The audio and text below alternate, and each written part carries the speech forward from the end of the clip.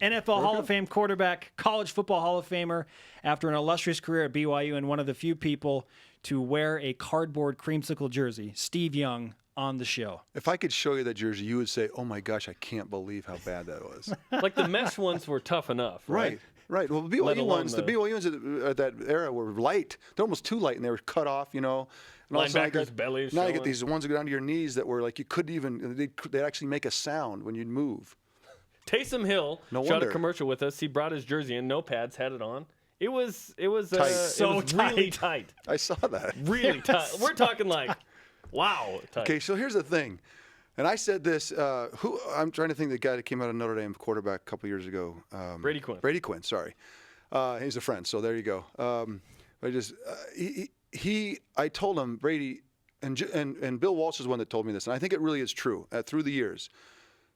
Bill Walsh said, as a quarterback, you want to look like Muhammad Ali, not Ken Norton. Yeah. Do you remember? You're old enough to remember that? I remember. Ken Norton had these huge guns, and he was going to come out and just and then he said Muhammad Ali he didn't have all the big guns and everything, but he had the athleticism and the touch and the feel, and no one could beat him.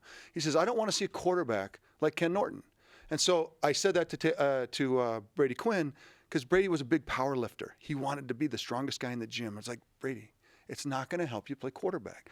And I want to say the same to Taysom. So maybe this is my indirect way to say it to him, that it's not about your strength. It is about your touch and your ability to deliver footballs in very unique situations, off balance, with tremendous touch. That is a great talent that can be extended with how your flexibility and your ability to kind of move in the pocket. It's very subtle, and you might be able to stiff arm a lineman and gain 10 more. But that's, in my mind, that's not the endorsement that I want to give. The endorsement is, you're a great athlete. You can run the football. You can change the game. But number one, you've got to run the offense out of the huddle, call the plays, and then as a desperate last measure, I'm gone. Everything else is getting the ball to other people. I want him to feel like throughout the year, every time the ball ends up in my hands, it's kind of a mistake. It's a screw up. Maybe a good one. Yeah. Maybe a game-breaking winner, but it's still underneath it a screw up. Not that's the wrong word. Not a screw up. Plan B? Yeah, plan B, but a bad plan B. Okay. Because I want the mindset, because I'm telling you, when you run the offense and you get the ball out and everybody's touching it, everybody's come out of the huddle and it comes out on time, and linemen get the sense, oh my gosh, we're on a roll.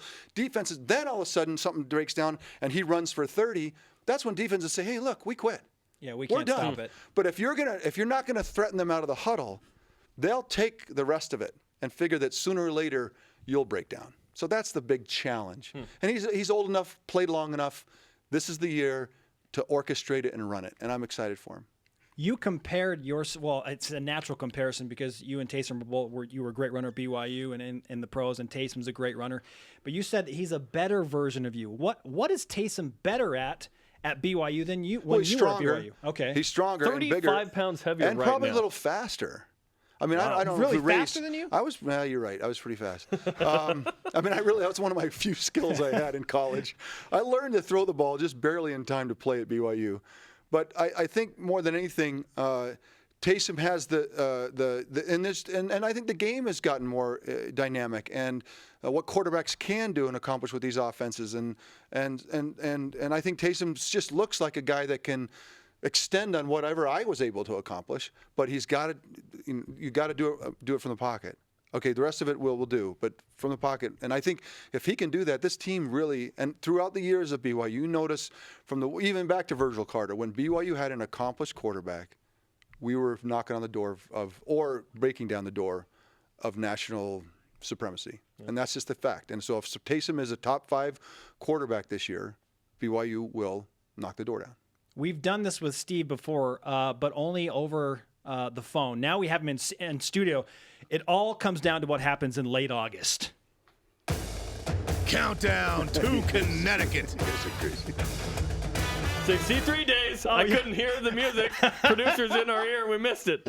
63 days until BYU takes on Connecticut at Rentschler Field in East Hartford, Connecticut. You know, last time we did that, I got off the air and I thought, I should have mentioned, and maybe I can't remember if I did it off the air.